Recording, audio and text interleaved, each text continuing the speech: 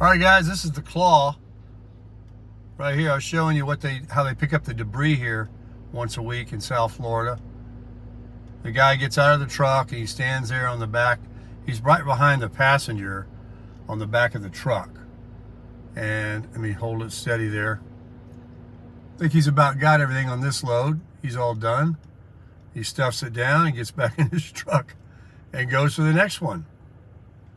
And like I say, there's a few palm fronds he's going to stop at as he passes me, but that's very little. Wait till he gets to where we live. He's always got a big pile there every week, and he knows it because it never ends. All those palm trees on Ted and Jolene's property is just endless. They're always falling. Everything grows like a weed there. Those coconuts pop out every year. So, yeah, we're not going to go to the one gym. We're going to go to the other gym because we have to head to the doctor about an hour or so. So we got to hustle on down there and grab a workout in, pump up real quick, see him, get the great news. I'm optimistic there'll be good news. My eye's fine, and get back and work on that deck some more. We really enjoyed the Baker tacos last night. They were fantastic. I've been talking about it, I'll bet a couple of years before I actually made them. And Jolene suggested the other night, when we keep talking about what we're going to have for dinner, she'll say, well, I'm going to make this. I'm like, well, what, you want me to get some more of those prime rib burgers? You want me to pick up some chicken or, whatever? And then all of a sudden she remembered and said, well, maybe you want to make your tacos that you always talk about. And I said, okay, fine. And everybody was there last night. Everybody, Chris, Teddy crushed 3 of them. Chris crushed 4 of them. Jolene only ate 2. I don't know about Catherine. She ate at least 2. And the beans, I forgot to mention those refried beans. You can't go without those. It really makes it. And we had those Rosarita refried beans, the traditional ones in the can. And this person's on a skateboard. And then we had all those condiments, and she wrapped everything up. And there's plenty of hamburger meat left and some shells. And I can certainly fry some, how about these wild pants this guy's got on? Where's he at? Look at that. I'll have some more tacos possibly today. And then I bought that huge thing of sour cream that I showed you guys in the video where you squeeze it. I just thought it would be better than, a little small cup or jar, whatever you call it, of that. And you try to get it on the spoon. You got to put a dollop on your taco, and it's hard to get it off. Then you have a little dollop here, and you got to it's just a mess. So I said, let me just get one that I can squeeze. And that was good. But that was a ton of sour cream. And I don't know if that many people there like it.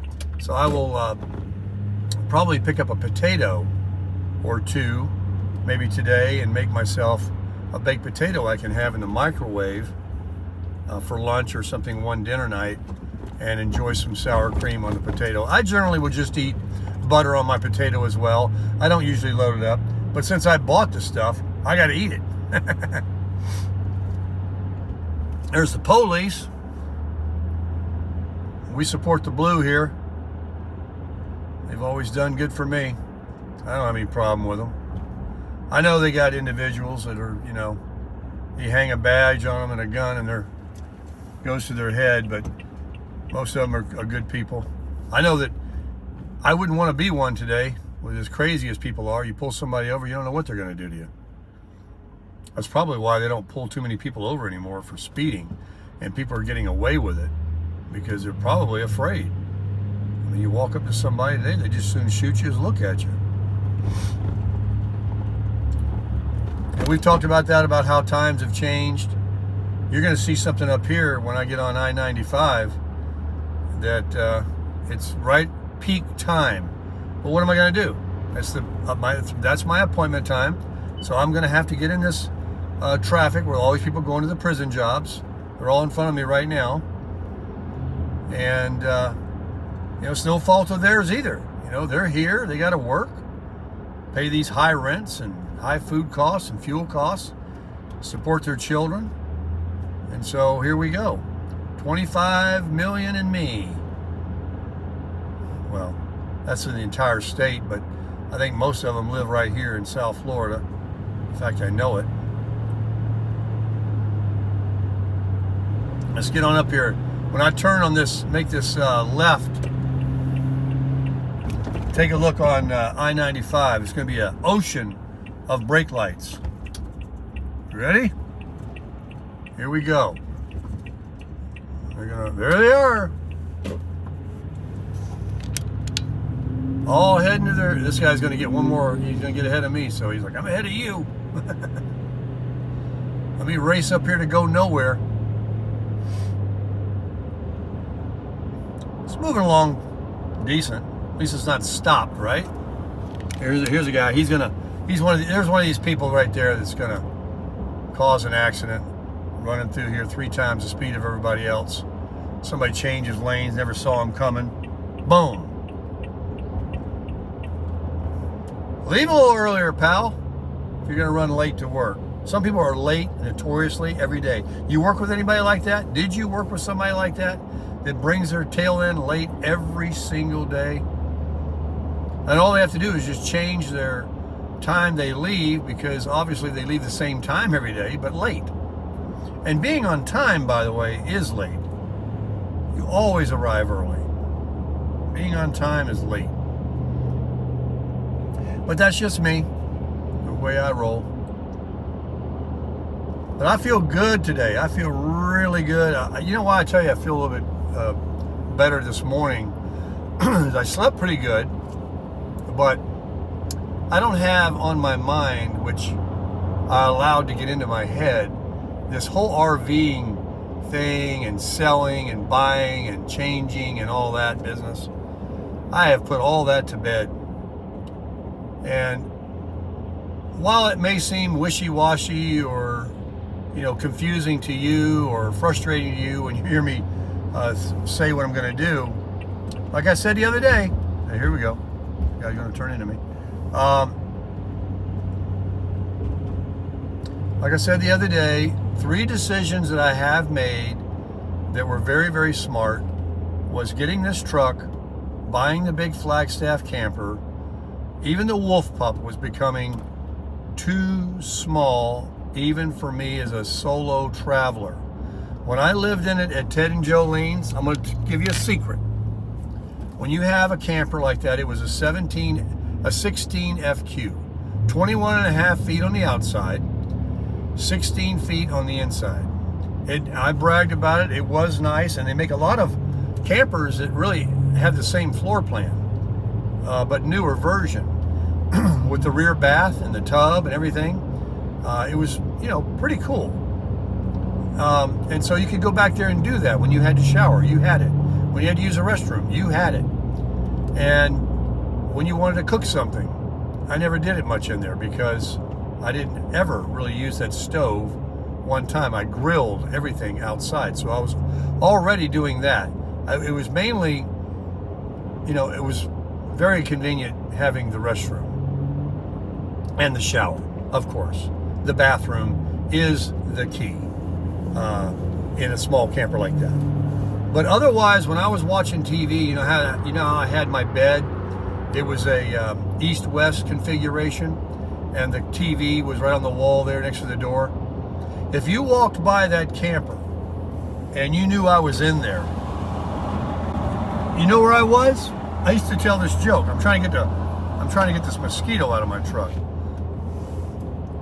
I was on the other side of that door, sitting in that recliner chair I had. That was my only saving grace, to have that chair. I found that chair because it would come apart, the back and the bottom, and you could twist them around so you can get it through that door and then rebuild it in there. I left it at my daughter's house. But if you walked by and you knew I was inside there, I was just on the other side of that door, sitting in that chair, sequestered to that chair with the TV on, watching Grit. And that was fine, but it wasn't. It was like being in a prison cell. So getting the Flagstaff, the 25 FKBS, and having, basically I can take a walk from one end to the other. I have a separate private bedroom, another private living room and kitchen, a private 2 doors like a Jack and Jill, a center bathroom with shower and porcelain toilet, huge pantry to put all my towels and linens in, and of course I have my big closet that I didn't have in the Wolf Pup to hang all the clothes that I need and want. I have outside storage, and it's just a dream. It's just the best floor plan. It's brand new, and she's all mine. What was I thinking? We're catching fish, let's move. I got a nice camper, let's trade it. No. And smaller is better for the traveling thing that I want to do rather than pulling that all around everywhere. That's a good one to live in and a good one to pull around. Like I said earlier in another video, if I'm going to go somewhere 2 to 3 times a year, I will absolutely take that one. But this whole adventure travel, this adventure that I'm on, where I'm going to want to move out every day, staying in truck stops and Cracker Barrels and Walmarts and wherever I can, to squat overnight, to get from point A to point B, to see America, to open my eyes to where I might want to stay, and meet some people, like I did in Arizona, and say, hey, maybe I could live here in the winter. This is a beautiful place on the Colorado River and cheap. So that's one idea I still have. But that's the only one I found in that first adventure. So I'll use the little cramper to discover where I want to take the Crasher. And then when I'm done with it, I'll get rid of the cramper and I'll travel and stay a few months here and a few months there over the course of the year. And I'll have myself 2 or 3 places that I'm following the good weather. And that would be wonderful. Even if it's just 2 places. And then, of course, I could just take the truck and go around to places and see, leaving the Crasher parked wherever I want to find these places that I'm going to stay at for lengthy periods of time. And so that's kind of the way I'm thinking now. But one thing I have decided is I would never want to get rid of and lose even any money on that beautiful camper, that I'm getting $1,000 back. I've already received $6,000 back. What do you say? You say, what do you mean? I say, because I'm not paying $2,000 a month rent. And what I'm paying where I'm at, even though I'm not there, it's putting $1,000 back in my pocket towards gas, towards travel, to do what I'm doing by not having an apartment. And that's also a rebate back on what I gave for that camper. So, you know, every month that goes by, it's just like the Wolf Pup. A year and a half or more living at Ted and Jolene's, I got every dollar back I gave for that Wolf Pup. Every dollar. And then some.